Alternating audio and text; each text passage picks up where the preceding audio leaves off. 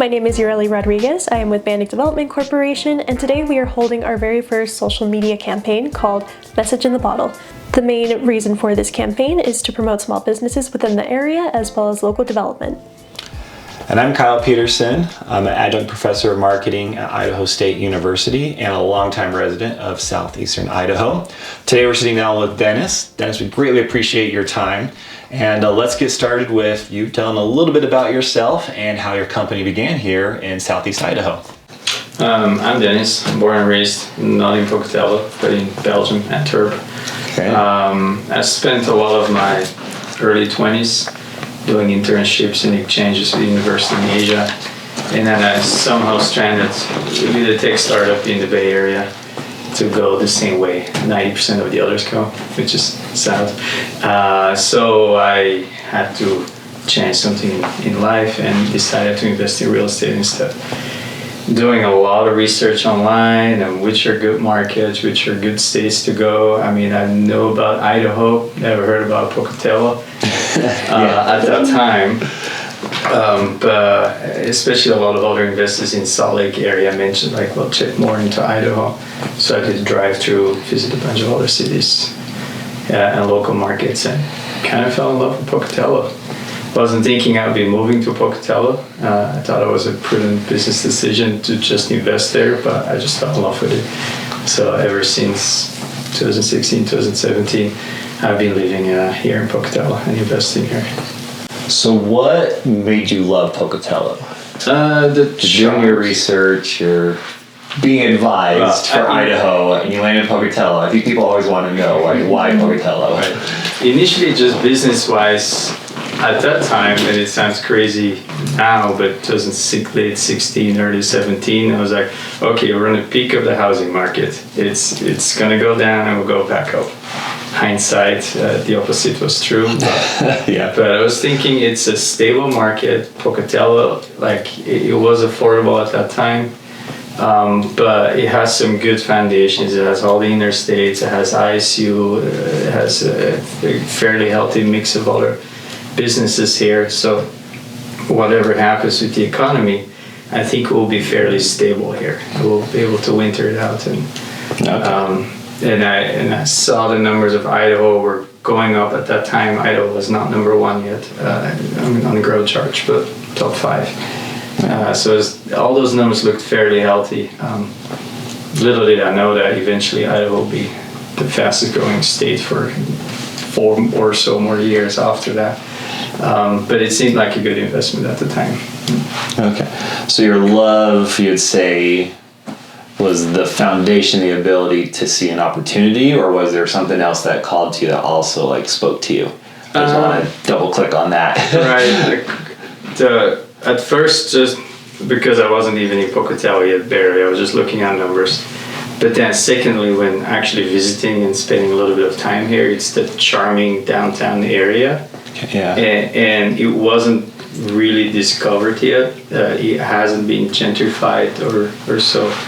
Although it's a sketchy word nowadays, but like a lot of other cities, so I saw a lot of opportunities, like, okay, this is gonna go the same way, it's only gonna go up. A lot of other cities and smaller towns have had that move, but Pocatello not so much yet. There were some early signs. It's just a charming place to be and to live. Yeah. I definitely relate to that. Alrighty. So then, why did you choose the business to go into? Why real estate? Right, real estate. Initially, when I was younger, I thought real estate was something, if you're very wealthy and you don't really know what to do with your money, sure, you buy a building or two. I did not understand how real estate investing worked. My business partner is someone who I met when I was still in college. I helped him out on the side, and he taught me more the ins and how real estate investing worked, and he ended up teaming up with me. It sounded like you could build the secure income after having done a rocky tech startup where you got used to sleeping on a mattress on the floor and you never know what the next day will be. I felt like I needed something more stable. So that it jived with me. Okay. So what would you want our audience to know about real estate investment, I guess particularly zoomed in for Bannock County, and then maybe more zoomed out if you have any words for them in that context? Well, my niche now ended up being older buildings. Just find underutilized assets. I mean, in my case, it's real estate investing, but you could do the same with businesses or other things.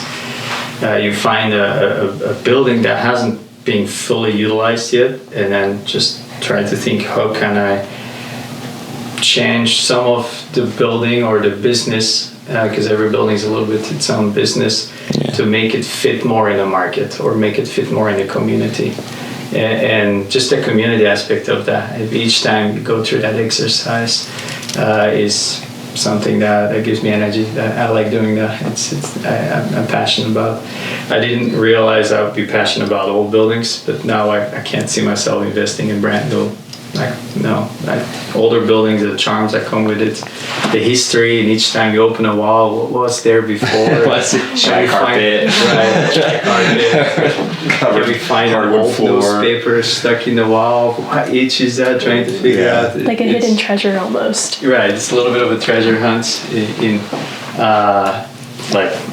literally almost, but also just like how can we find treasures economically in the building. I think it's interesting.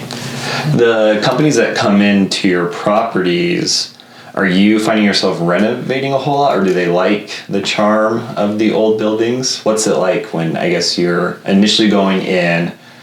Are you okay with the amount of work required to, I guess, get up to code and a more, like, a higher level of modernity, or is it like we're going to keep the charm and they get to mess with it once they come in? It's usually us as the landlord, building owner. Okay. They'll end up doing the bulk.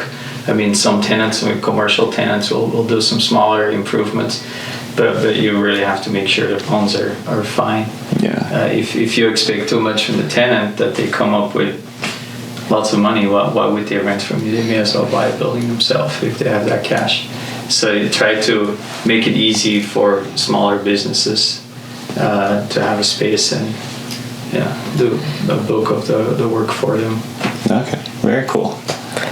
That's actually a perfect lead into our next question, where how has your business contributed to the area, especially since, you work a lot in downtown and you've done great with revitalizing that area? It's maybe easier for someone else to answer. I don't know. I think we You're our only guy here. There's no one. Yeah, Mr. Knight. A lot of the buildings, like I mentioned, they were underutilized. So there are definitely more people either living in there, a lot of them are apartments, or more businesses that moved in there. Definitely brought more traffic to the area. When I look at Station Square, one of my favorite projects, if you look at the back parking lot next to the rail yards, that was vacant. There would be 3-4 cars or so. Now, if I don't make it to the office before 9, I have to walk, half a block or a block, which is not that bad. But still, like, you can see the parking is all the way full. So definitely things are changed. I think it's a good sign. Yeah. Station Square, I feel, has become very photogenic. And it's like encapsulating a little bit of that charm and kind of bespoke, quality of the downtown Pocatello area. So usually, I think I work in marketing, and I know I've done like the stock image libraries of like Pocatello or Bannock County, and usually that's what it was that pop up is the Station Square and people shopping and whatnot. So it's cool that you're involved in that. Not to mention that space is better utilized now, especially since the crafters market gets hosted there a lot. Right, on Saturdays they have a bunch of crafters. Thursday nights there's live music every time. A lot of those are events. I don't earn a single dime out of it, but it just brings more traffic, more community together. I have to think back about when we walked through with the realtor through the building. it was very eerie because the inside of the building, so the few tenants that were in the building, they had their outside access to. There was no tenant on the inside, so you walk on the inside area, and it's like every step you make is like it's scary. It's like it's empty. Yeah. So that definitely changed now. Yeah. Yeah, now it's lit and rustic. It's got that map, and it's a cool place to hang out. Let's end with this. What do you enjoy most about your business and the business opportunities here? I guess maybe the community aspect. Like and again, that wasn't something I was really thinking about initially. I was just kind of dry bone. I'm looking for investment, but really the community aspect, you're really engaged with the community, try to see how we can help each other. It's new every day there's something else. It gives a lot of energy. What changes every day, actually? I'm interested in. You may be approached by other people, hey, can we do this? Or a tenant leaves, okay, now there's this opportunity, there's another space available, or there's just a lot of things, Are you backlogged at all in getting tenants to come, or is it like pretty equal right now? You got open space, you advertise and people fill up. What's the situation right now? It depends. Usually, there's always a few spaces that some people have been waiting for, but most of the spaces, when they show up, we put them on the market. Typically within a few weeks or a month or so, we find someone else. Yeah. Word of mouth it travels fairly quick, or we tell another tenant that then tells another tenant or friends. So the message in the bottle, our hope is that we share these messages with those in the community, especially business owners. What's one of the most fun or interesting tenants that you've got right now that maybe we can share a message with them, or a message in a bottle, we'll hand it to them, get them on here? I don't know, they're all a little bit fun in their own way. Yeah. But I don't know. The interesting one I'm working now is the Kind Conservatory. It's a new music conservatory. It's a move in a former bank space. Because we bought in March a completely vacant building, and the ground space used to be the key bank. So I was like, okay, what do you do with the bank space? So and it wasn't in the plans like, oh, I'm going to put a music conservatory there. I was not thinking about that. But it just shows up in conversations with other people, and it looks like we'll probably be going forward with them. Oh, really cool. That's really cool. My first marketing gig was at a doctor's office who had bought a bank, and so my office was the bank vault, and I'd have to actually open it up. Got it exactly as you would imagine until we got some barn doors installed, and it was just ice cold. So every time, a few minutes, right, yeah. left. Yeah, there was a bad day at work. I just wanted to close that vault door and not be bothered. It was a success. So. Yeah, that's really cool to reutilize that space. We have a few bank vaults rented out. There you go. One of them is actually an ISU professor as well, Upline. I'm not sure if you know him.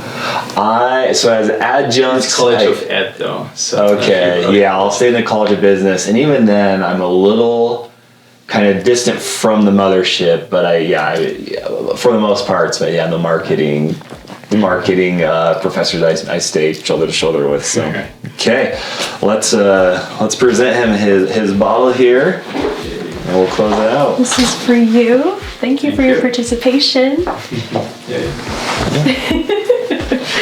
Thanks. It's your bottle, so if you wanted to fill it with some alcohol, just go for it. Yeah. It's 5 p.m. at the time of this filming. It's happy hour. Okay, now I'm going to breakfast. Go down to... Well, that is all we have time for today for our social media campaign, Message in the Bottle. Feel free to follow us on our social media platforms at Bannock Development.